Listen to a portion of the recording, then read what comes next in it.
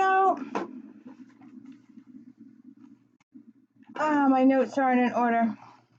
I think I like this. And I think I'm going to go on to book 2. So you should see book 2 here in a couple days. Welcome to the D. Louise book series. I'm Christina, K-R-S-T-I-N-A. This is where I read books, talk about books, no special effects, no theme music, none of that extra special stuff that everybody else has. So this book, about 2 hours. So I'm assuming this was her first book. I did not research the author further, so I do not know if she had another series out there. Get out of there.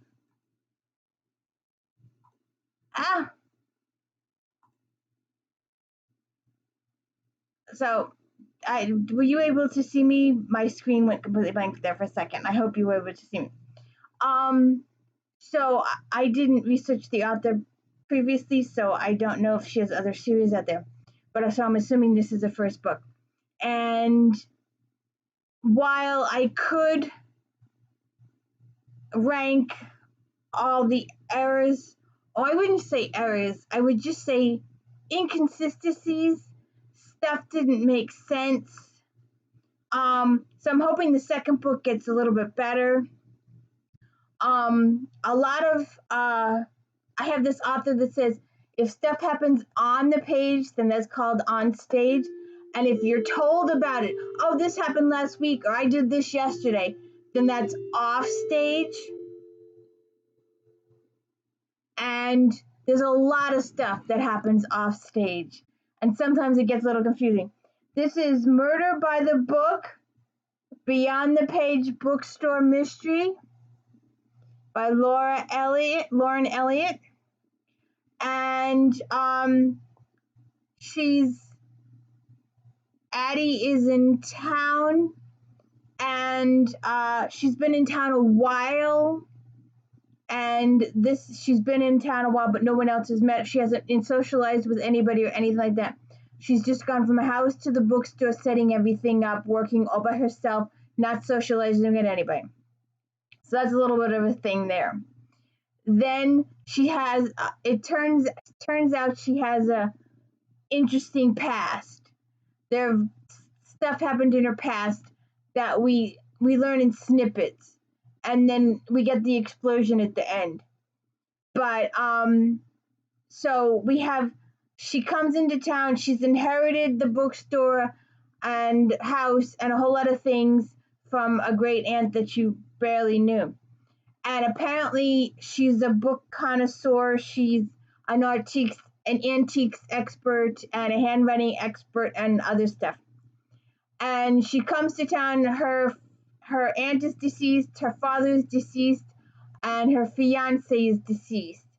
And gradually throughout the book, we learn that while their deaths were all considered accidental or unknown or questionable, it turns out they were all murders, and the cops were just negligent in their duties in solving.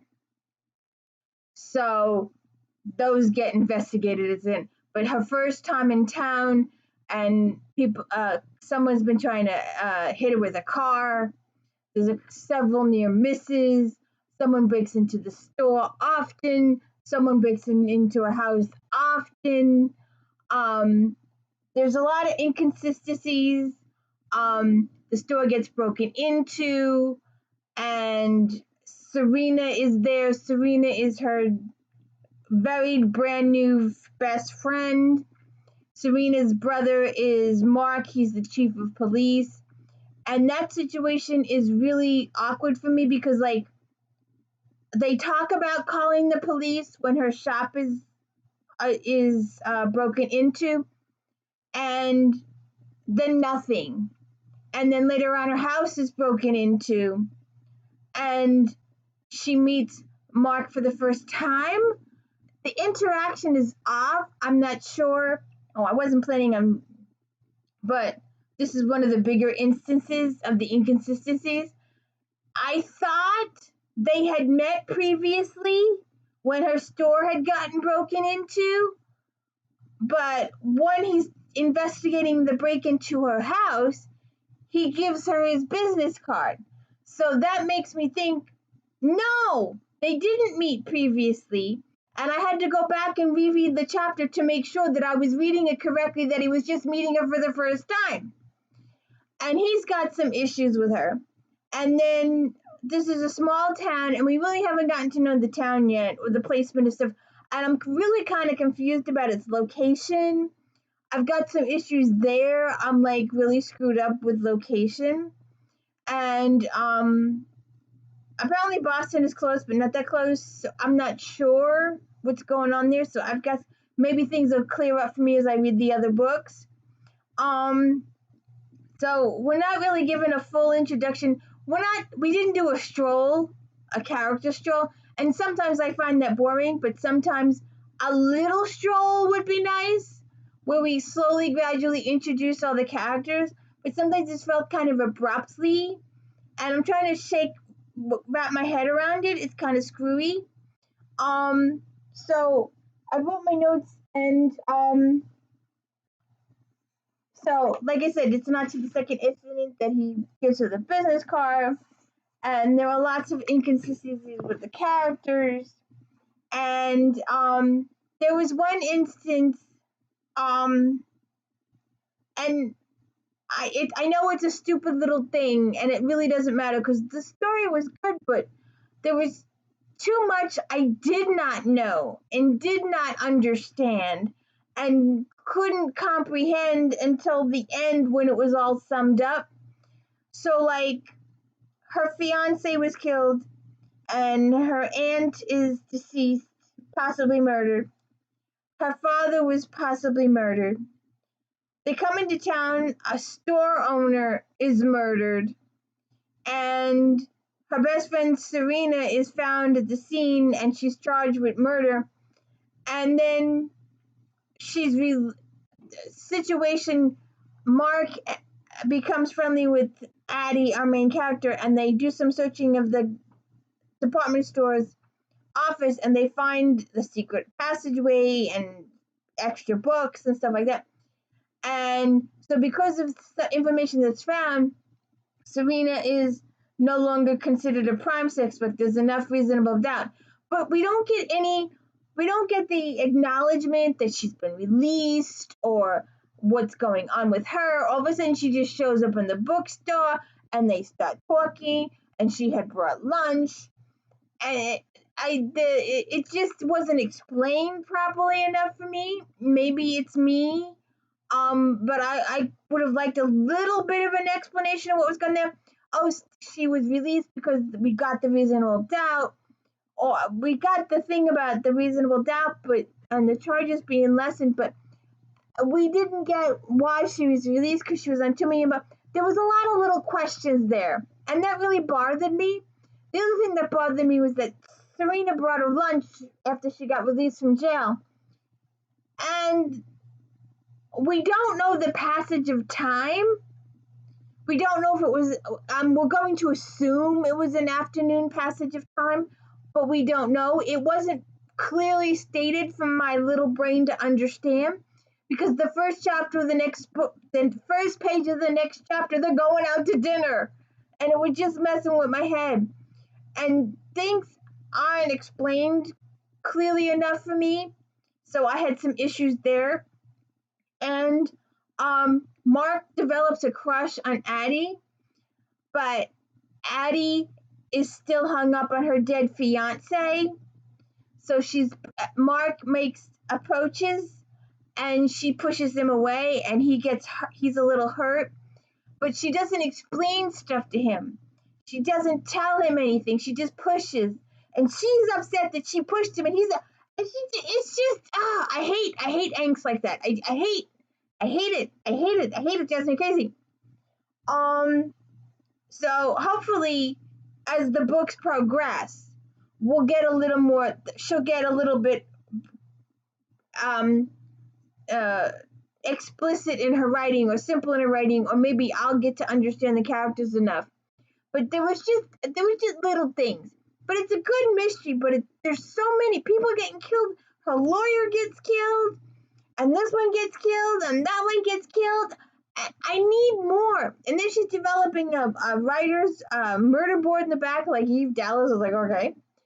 And she hires this girl up the street to be her coworker and give her responsibility of the shop and hand her the keys to the thing. And the girl's resume's got tons of holes in it, and she doesn't explain it, and she doesn't ask, and she's like, it's none of my business. I'm like, you're hiring an employee. You need to know their background. What the F are you doing hiring this girl and she's got holes in her resume, she's not filling it in? And when Serena talks about it, she goes, well, it was none of my business. Excuse me, you're hiring this girl, and she has like a huge gap in her resume. You ask. That's what employers do. They ask. Hey, look, there's this gap. What's going on? And she didn't ask.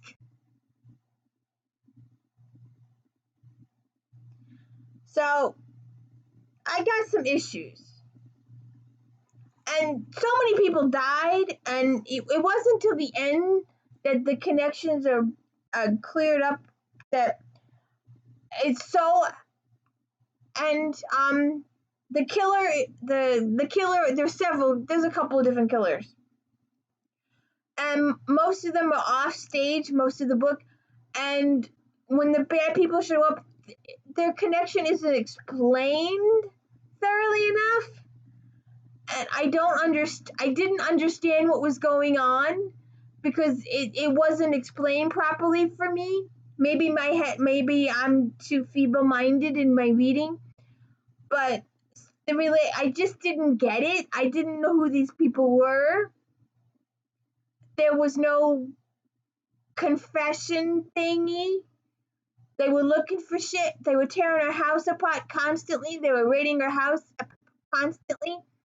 And it wasn't till the end that they put it all together. So you'll just have to.